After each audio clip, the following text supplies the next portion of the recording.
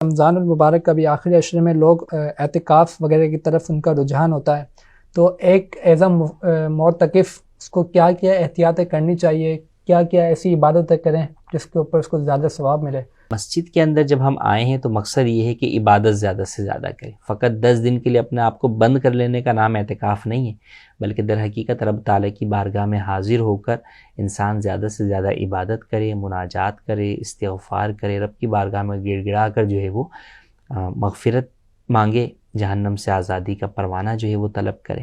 اب عبادات کی طرف ہم دیکھیں تو جیسے نمازوں کی ہم بات کریں تو معتکف کو اس بات کا اہتمام کرنا چاہیے کہ اس کی تمام نمازیں پہلی صف میں تکبیر اولیٰ کے ساتھ ادا ہوں.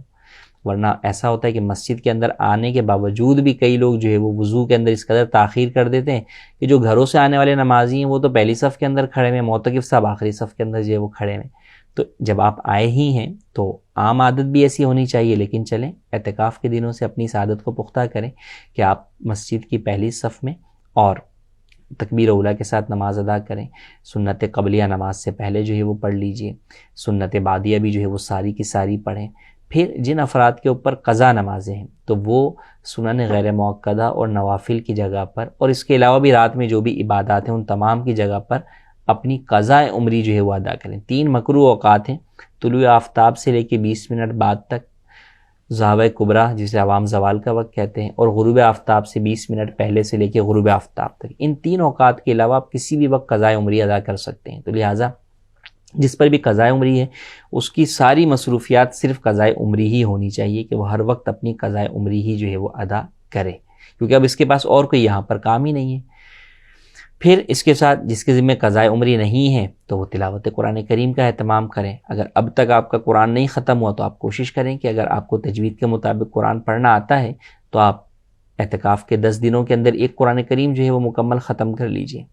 پھر ذکر و اذکار اور تسبیحات کے حوالے سے اپنی پابندی بنائیں کہ بھئی روزانہ اتنی مرتبہ درود شریف پڑھوں گا، اتنی مرتبہ جو ہے وہ تسبیحات پڑھوں گا. پھر علم دین حاصل کریں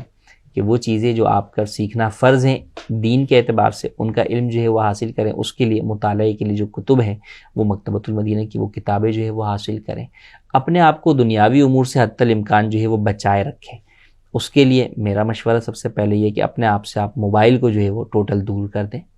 آپ کے دوست احباب بھی آئیں تو ان کے بھی موبائل کے ذریعے سے آپ کسی سے کنیکٹ نہ ہوں کہ آپ اپنے موبائل تو گھر پہ رکھ دیا لیکن دوست کے موبائل پہ سوشل میڈیا چل رہا ہے، تو پھر فائدہ نہیں ہوگا. جو ہم اعتکاف کی روحانیت و نورانیت چاہتے ہیں وہ پھر حاصل نہیں ہوگی. تو لہٰذا آپ اپنے آپ کو ٹوٹل جو ہے وہ دوستوں سے بھی دیگر سے بھی اپنے آپ کو جدا ہی رکھیں، اپنے آپ کو عبادت کے اندر جو ہے مصروف رکھیں. کوئی آئے تو ٹھیک ہے مختصر سلام دعا جو ہے وہ کر لی، اسے نیکی کی دعوت جو ہے وہ دے دیں،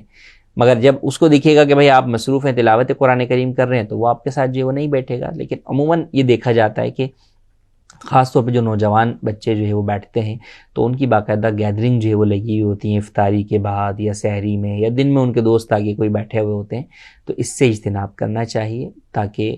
عمومی طور پر جب ہم گفتگو کرتے ہیں تو اس میں فضول گفتگو بھی آ جاتی ہے، اس سے مسجد کا تقدس پامال ہوتا ہے، تو اس سے بھی بچنا چاہیے. تو لہٰذا اعتکاف ایسا ہو کہ وہ اعتکاف ہماری زندگی کے لیے ایک جو ہے وہ ٹرننگ پوائنٹ ثابت ہو، اور اس کے بعد ہم اپنے آپ کو اس قدر جو ہے وہ